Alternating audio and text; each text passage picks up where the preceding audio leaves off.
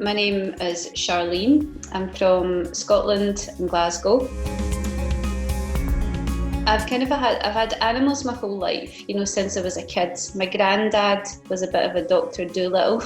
He loved dogs and he had I actually think my granddad was a BP. He had just had a way with them. My first dog was a wee Jack Russell Terrier called Pelly. I got Pelly when I was about 24, 25, and he was my first dog. Basically, after Pelly passed away, Teddy came into my life about 4 months later.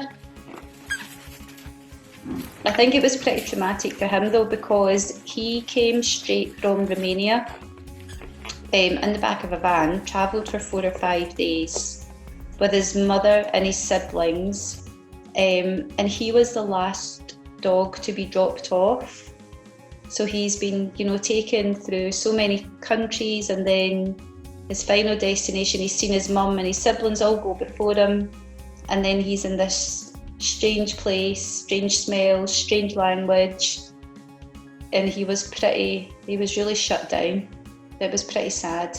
I'd been listening to Kathy's podcast for quite a few months, about 4 or 5 months. I would listen in the car on the way to work. I'd listen in the car on the way back from work. I'd listen at night time before I went to bed. There was lots of it that I didn't understand at that time, but although I didn't understand that was okay, it just really spoke. It just spoke to me.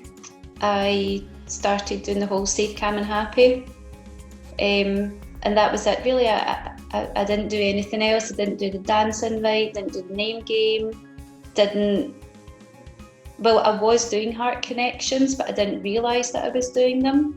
I just focused on making Teddy feeling safe, and then when he was feeling safer, he started to calm down, and he started to feel happier. My number one is accepting Teddy for who he is. Just accepting him wholeheartedly, the way that he is. The way that we feel about our dogs, it shouldn't be conditional. It shouldn't be, if we walk past these people and you don't bark at them, then you're a good boy. But if you do bark at them, then you're a bad boy. So I think for me, it's been accepting Teddy just the way he is.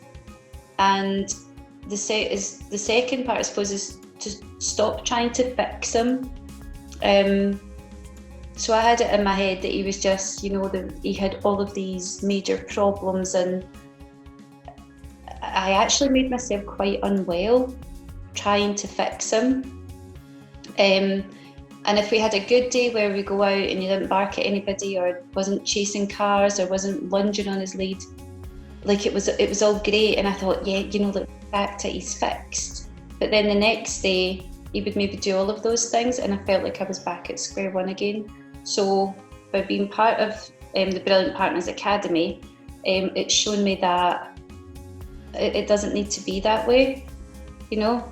Stop trying to fix them and accept them for who they are. And when I did those two things, regardless of everything else, but when I did those two things, everything just got better.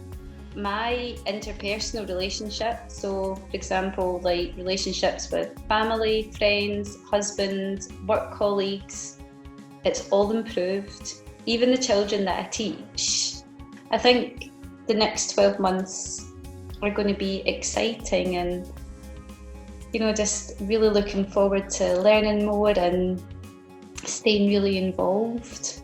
I feel like it's almost like when you become involved, you can never imagine yourself not being part of it. It's like I don't recognise the person that I was even 6-7 months ago. I actually look back at that person and I want to give her a hug and tell her that everything's going to be all right, because I was going through such a hard time, and I just feel like my life's completely changed.